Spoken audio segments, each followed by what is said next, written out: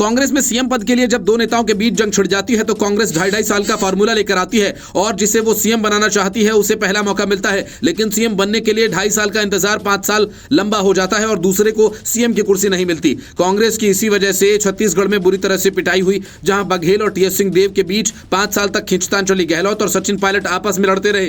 राजस्थान की सत्ता कांग्रेस से छिन गई। अब यही घटना कर्नाटक से निकल कर आई है, जहां सीएम बनने के लिए डीके शिवकुमार बेताब है। लोकसभा चुनाव में कांग्रेस के प्रदर्शन से थोड़ी उम्मीद जगी थी, लेकिन उसके बाद से विधानसभा चुनाव में पार्टी लगातार विफल होती रही। हरियाणा, जम्मू कश्मीर, झारखंड और महाराष्ट्र चारों राज्यों में हाल में हुए विधानसभा चुनाव में उनकी हालत पतली हो गई। वे देश के गिने चुने राज्यों में अपने दम पर सरकार में है, लेकिन वहां भी उनके भीतर क्लेश थमने का नाम नहीं ले रहा।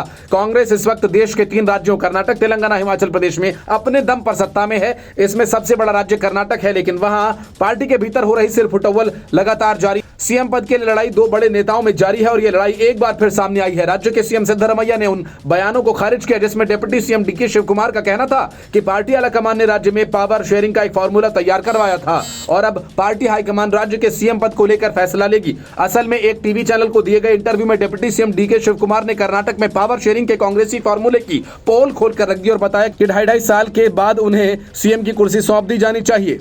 दरअसल 2023 में कर्नाटक में कांग्रेस की जीत के बाद सीएम पद को लेकर लंबे समय तक विवाद चला था। सिद्धरमैया और डीके शिवकुमार दोनों बड़े दावेदार थे और फिर केंद्रीय नेतृत्व के हस्तक्षेप के बाद दोनों के बीच पावर शेयरिंग का फॉर्मूला तय किया गया। डीके शिवकुमार को उप मुख्यमंत्री पद के साथ प्रदेश कांग्रेस का अध्यक्ष बना दिया गया। इंटरव्यू में शिवकुमार ने स्पष्ट किया कि 2023 में नई सरकार के गठन से पहले ही उनके और सिद्धरमैया के बीच सीएम पद को लेकर एक समझौता हुआ, लेकिन अब सिद्धरमैया के बयान के बाद ही शिवकुमार अपने बयान से पलट गए। उन्होंने कहा कि मुख्यमंत्री का बयान अंतिम है, हम सीएम और पार्टी के प्रति वफादार हैं। शिवकुमार ने आगे कहा कि अब कोई बहस नहीं है। उधर कर्नाटक में मंत्रिमंडल के विस्तार या उसमें बदलाव के बारे में पूछे जाने पर सिद्धरमैया ने कहा कि ऐसी कोई योजना नहीं है। मीडिया से सवालिया लहजे में उन्होंने कहा, यह मेरा विशेषाधिकार है, क्या मैंने आपसे कुछ कहा? तो फिर क्यों ऐसी बातें कर रहे हैं? उन्होंने कहा कि जो भी फैसला होगा हाईकमान करेगा।